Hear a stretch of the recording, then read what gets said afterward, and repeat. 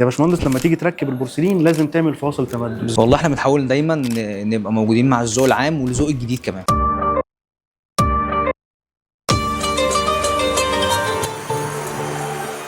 النهارده مش بنتكلم عن بلاط، احنا بنتكلم عن قرار هيعيش معاك لسنين. في ناس بتختار بالشكل وناس بتختار بالسعر، لكن قليل اللي بيسال هل ده مناسب لبيتي ولا لا. علشان كده في الحلقه دي هتبقى مختلف. معانا المهندس مازن اللي شاف نتيجه الاختيار الغلط في الموقع، ومعانا استاذ كريم مدير اداره خدمه العملاء في عنوان للسيراميك والبورسلين. اهلا بيك يا هندسه. اهلا وسهلا بيكم، حلقه جديده في برنامج الصناعه. الحلقه دي حلقه مميزه جدا لان احنا بنجمع ما بين 3 محاور. اول حاجه الخامه، وثاني حاجه الفنيات التركيب، وثالث حاجه التصميم. اول حاجه لما نيجي نتكلم عنها، ناس كتير سالتنا عن البورسلين بنجيبه منين، وازاي بنعرف نختار الخامه، وازاي الفرايتي في الخامه دي موجوده. مش بس كده، ده الموضوع كمان على الاستوكات. لما بتيجي تدخل في مشروع كبير او حاجه، اكبر مشكله ممكن تقابلك هي توفر الكميه اللي انت محتاجها، وده ما بقاش موجود في اي مكان. والحقيقه علوان بعد خبره سنين، يعني من سنه 1978 بعد خبره سنين بيقدم لك كل المكونات دي على طبق من ذهب. معانا الاستاذ كريم مدير اداره خدمه العملاء، واللي هيبدا يوضح لنا منين الخامه بدات ولفين وصلت والحجم التطور الرهيب اللي احنا بينا فيه النهارده. اهلا وسهلا استاذ كريم. اهلا بحضرتك يا باشمهندس، منور المكان ونشرف بحضرتك دايما يا رب. ده شرف لينا ومتشكرين على الضيافه الجميله دي يا باشمهندس. مكان حضرتك. حابين نوضح للناس وبرضه نراجع برضه مع نفسنا الخامه كانت فين من سنين، والنهارده ازاي وصلت للتطور اللي احنا فيه ده. الخامه من سنين كانت طبعا اشاني، بعد كده ظهر مصانع السيراميك وظهر بعد كده مصانع المقاسات الصغيره زي 20 في 20 زي 30 في 30. بعد كده المقاسات بدات تتطور في الارضيات وفي الحوائط 40 في 40 ل 20 في 50 المقاسات دي. بعد كده ظهر السيراميك ل 60 في 60، وبعد كده البورسلين بقى ل 60 في 60 ده المحلي. وبعد كده بقى ظهر المستورد من اول 60 في 60 ده كان من فتره طويله. بعد كده بدا يبقى فيه تقدم في موضوع الصناعه المستورده والمحليه. حاليا موجود مقاسات كتير جدا وفرايتي كتير من الموديلات. يعني حاليا احنا البورسلين مقاسات في متر و20 لحد 3 متر. خلينا نوصل لنقطه كويسه جدا، وهي الخدمه اللي علوان بيبدا يقدمها للناس، اللي هي نقدر نقول عليها تنميه الوعي. يعني انا افتكر من معاملاتنا زمان، من قبل ما نبقى موجودين هنا في الشيخ زايد، كان دايما اول ما البورسلين طلع وكان في البورسلين الصيني بمقاس 60 في 60،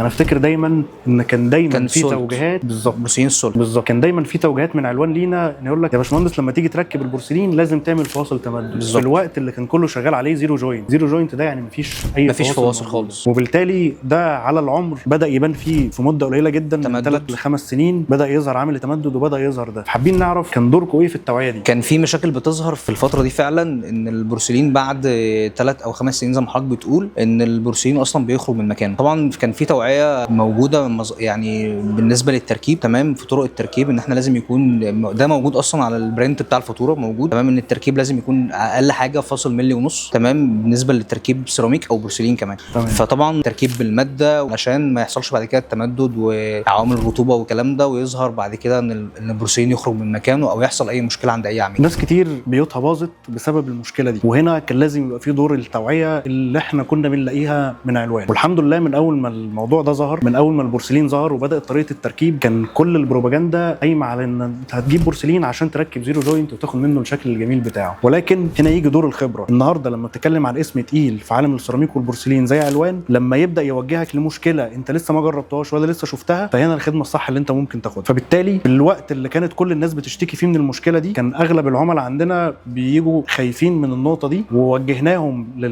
بفضل طبعا الخبره وتوجيه الاداره في علوان ان هو يبلغك انك الاول خالص واحنا شغالين لازم يبقى في عندك فواصل تمدد. ناس كتير كانت بتعارض بناء على الشكل. بالظبط، انا عاوز شكل كويس، انا بالزبط. مش عاوز. كان دايما بيواجهنا المشكله دي مع العملاء، تمام، ان العميل مش عاوز اي فواصل موجود. بس دايما كنا بننصح ان لازم يكون في فواصل عشان عامل التمدد وعلشان البورسلين ما يخرجش من مكانه. فكنا دايما بننصح بالموضوع ده. كان اهم نقطه بنأكد عليها، يعني السيلز بيأكد عليها مع العميل وقت تنفيذ الفاتوره، تمام، ان دي طرق التركيب للبورسلين بالاخص. يعني النهارده في وسط كل الخامات ووسط كل الاشكال اللي موجوده، حابين نعرف ازاي علوان النهارده بيقدر في وسط كل الصراع اللي موجود في السوق يقدم الخامات بالاشكال بالفرايتي الكتير اللي موجوده عندنا. والله احنا بنحاول دايما نبقى موجودين مع الذوق العام والذوق الجديد كمان. يعني الذوق اللي هو يعني دايما بنجيب موجود ذوق جديد سواء على الشركات المحليه او على المستورد. بالنسبه للشركات المحليه الحمد لله يعني في بعض بعض الشركات موجوده وصلت للمقاسات كبيره، وموجود تنوع كبير في الالوان وفي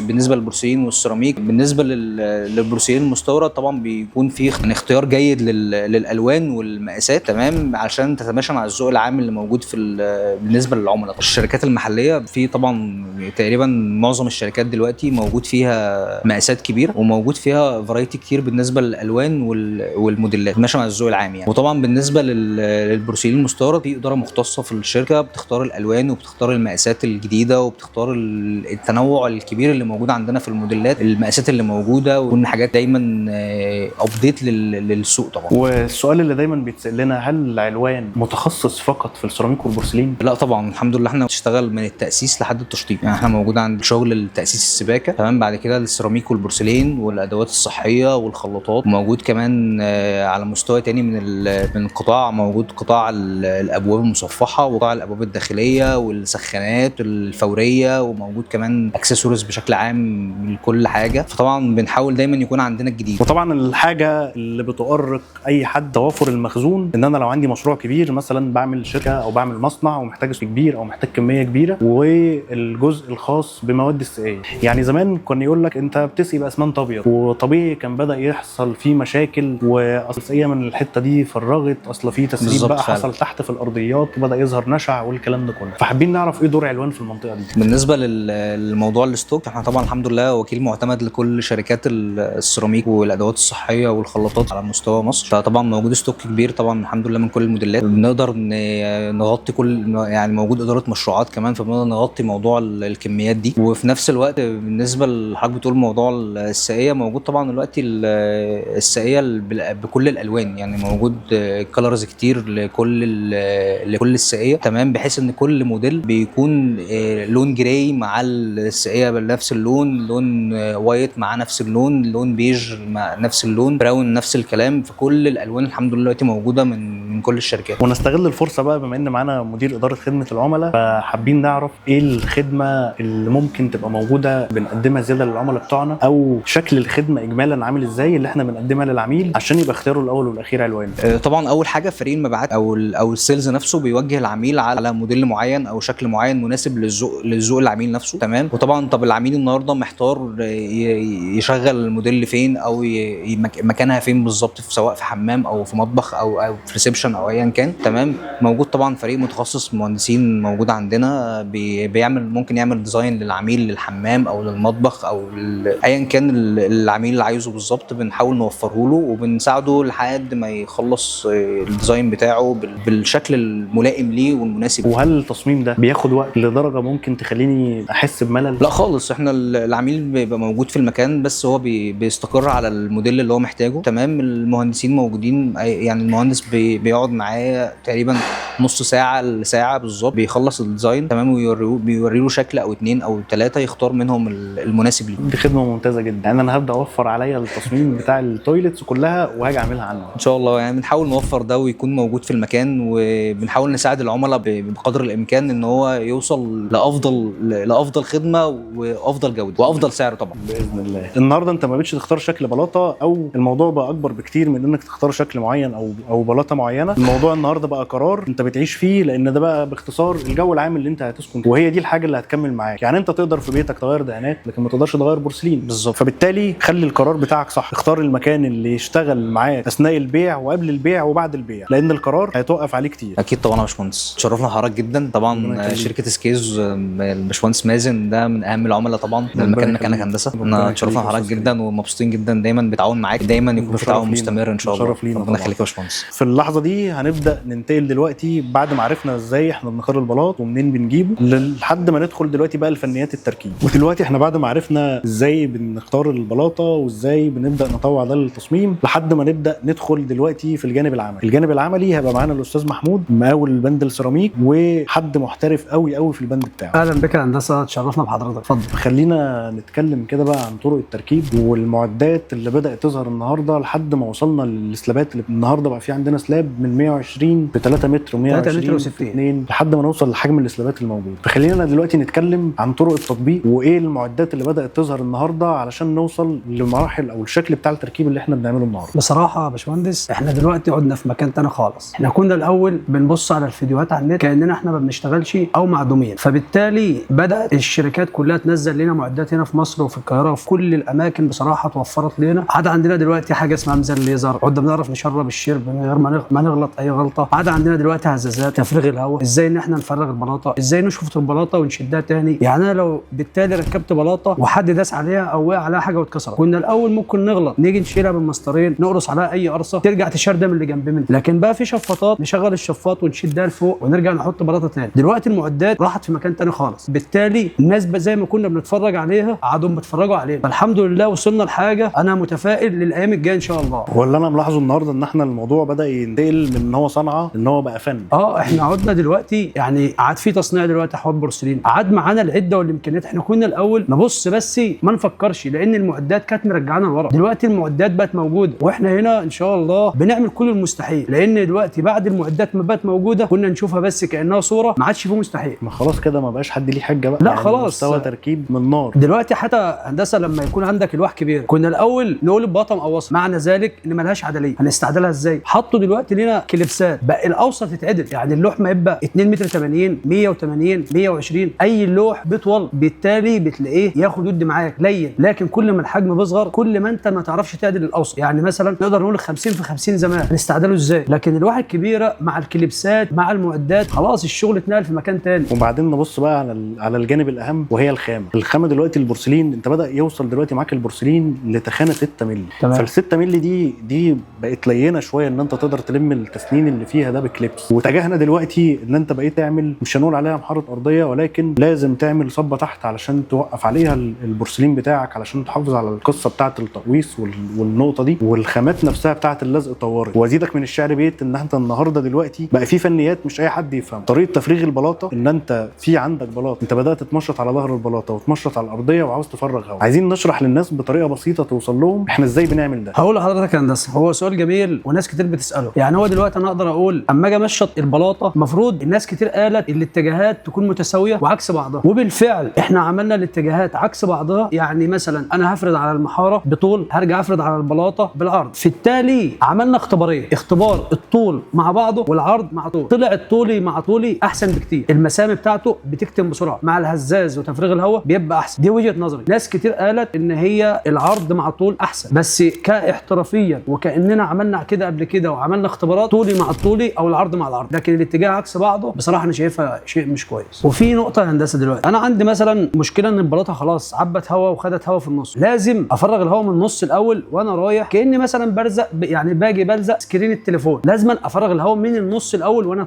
طالع على الخارجي بره. يعني انا ما ينفعش ان انا اكتم البلاطه داير ما يدور كتمت كده الهواء جواه هيطلع منين غير الحواف اللي داير ما يدور، لازم ابدا من النص الاول. يعني الهزاز باجي باخده من نص البلاطه ارجع اخده بتوجيه الهواء على الحرف، وبالتالي كل ما نسبه الهواء تحت قلت كل ما قوه التماسك بقت اعلى طبعا. وبعدين احنا دلوقتي موضوع الهزازات بقت متعدده، يعني دلوقتي المقاس الكبير له هزازات كبير، المقاس الصغير ما ينفعش يشتغل في الكبير، يعتبر هو بس فايبريشن كده للبلاطه، يعني ما ينفعش يشتغل بصراحه ان هو يفرغ الهواء بطريقه مثلا سريعه. انا مثلا بركب لوح معايا 240 280 180، في دلوقتي هزازات قويه وفي هزازات الهواء، يعني كل حاجه ما شاء الله عادت متوفره معانا. الفرق بس هنا ان الفكره ممكن واحد عميل يحب يجيب بلاطه بورسلين فخمه جدا ويجيب صنايعي مش كويس، في الحاله ديت هو ما وفرش، هو بالتالي دمر الدنيا ودمر نفسه. فالصح ان هو الواحد يدور الاول ان هو يوصل ازاي باحترافيه مع صنايعي مثلا او مع مهندس يصمم له تصميمات ويبقى منه مهندسين تحت منه والمهندسين تحتهم صنايعيه يعرفوا ان هم يوصلوا اللي هو عايزه. يعني انت حضرتك بتديني صوره لازم اعرف انفذها، مش شرط ان انا اكون معايا معدات، برضه لازم يكون الصنايعي من جواه حاسس بفن مع البلاطه. يعني نيجي نقول مثلا تشبيهات البلاطه، احنا لما بنيجي نلزق قطعه وتتقص اخر قطعه في الاخر جنب الحيطه مثلا، لازم القطعه ديت يكون لها مقابل. توجيه البلاطه عندنا مثلا زي ما حضرتك شايف البلاطه ديت لو اتعكست تشبيحتها باظت البلاطه، فخلاص فخامه البلاطه شكل البلاطه خلاص ما عادش في شكل. فبيجي صنايعي مع الخواشات اللي طالعه مع السكوتشات مع الشطف مع اللمسات البسيطه بتاعته، بس يكون نفسه يعمل حاجه حلوه. وبمناسبه الشطف بقى خلينا نرجع بالزمن شويه لورا، من وقت ما كان عندنا الزوايا بقى بدا يظهر منها الزوايا البلاستيك والزوايا الستانلس والكلام ده لحد ما وصلنا النهارده لمرحله من الصنعه ومرحله من الفخامه ان احنا بقينا نشتغل على الشط،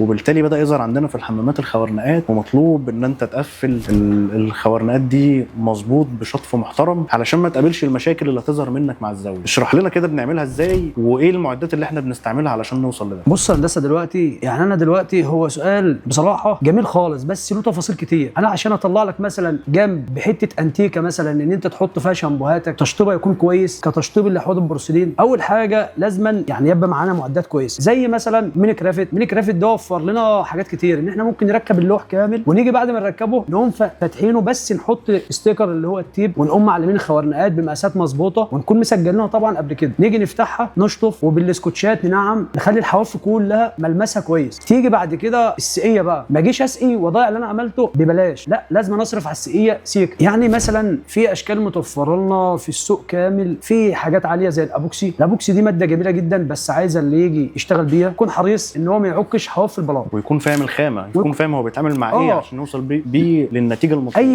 اي شركه هندسه فعلا تقليب الخامه مع بعضها ده مهم جدا. يعني مثلا هقدر اقول مثلا هم مدين لي كام مثلا معيار معين على 5 كيلو دوت لازم يتدرب على نفس الكميه بالظبط، فاخدت مثلا ربع كيلو يبقى انا هقلب الجوده اللي هي تخلط ديت مع دي بالظبط وما استعجلش عليه. يعني اسيب الحاجه تنشف وارجع تاني يوم بالصنفره بشكل كويس بشكل احترافي. يعني اجي في الزاويه اعملها كاني بقفل برور، الزاويه تقابل بعضها، يعني الحائط يكون مع السقف مقابل بعضه. ومن هنا نقدر نقول ان بعد توافر الخامه وبعد توافر الصنعه المحترمه والمعدات اللي تقدر توصلك للنتيجه المظبوطه، كل اللي بيقف معاك في الفتره دي هي مرحله التصميم، انك توصل في الاخر لتصميم محترم يلبي احتياجاتك ويوفر لك كل اللي انت محتاجه لاستعمالك عشان توفر راحتك. هو ده دلوقتي المطلوب. وفي نهايه الحلقه حابين ناخد نصايح من استاذ محمود اللي هنبدا نوصل بيها لنتائج محترمه. لو انت مش هتشتغل، لو انت هتعمل الشغل ده لوحدك او هتعمل الشغل ده باجتهادك الشخصي، في نصايح استاذ محمود هيقولها لنا علشان نقدر نوصل لنتيجه محترمه. ودايما هنبقى في انتظار اسئلتكم واستفساراتكم. بص يا هندسه، هو دلوقتي في ناس دلوقتي اتجهت للبورسلان بشكل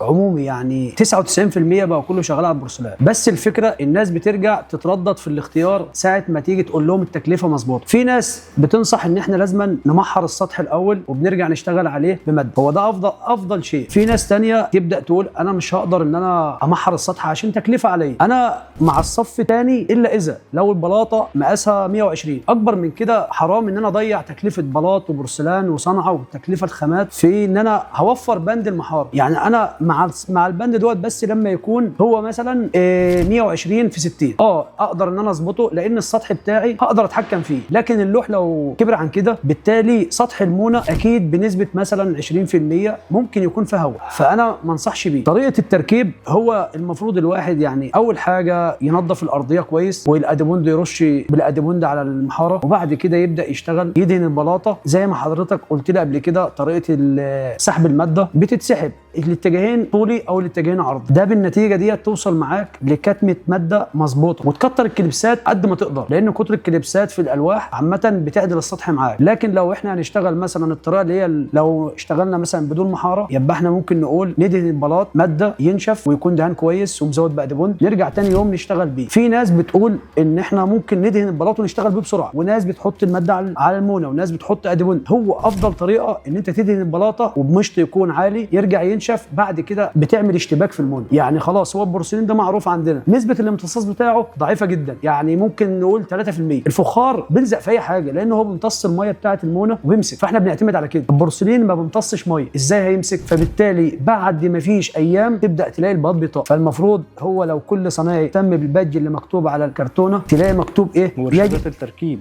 يجب مثلا البورسلان يتلزق بالمواد اللاصقه بدلا من المواد الاسمنتيه. يعني المفروض ندهنه بالماده ونرجع نشتغله في المونه، ده لو احنا هنشتغله بالطريقه اللي احنا قلنا عليها. لكن هي افضل طريقه ليه؟ ماده في ماده، ده افضل طريقه. كده البورسلين ركب لان احنا بنتعامل مع بورسلين كانه لوح ازاز ما بيمتصش ميه. واحب هندسه اقول لك ان انا كده بصراحه اتمنى ان انا اخدم اي حد يشوفنا دلوقتي ونتشرف باي حد يسالنا عن اي حاجه. وفي النهايه بنختم الحلقه ورمضان كريم وكل سنه وانتم طيبين، وان شاء الله هنبقى في انتظار اسئلتكم واستفساراتكم. اي استفسار او اي سؤال هنبدا نوضحه، وان شاء الله نتمنى ان احنا نكون بدانا نفيدكم.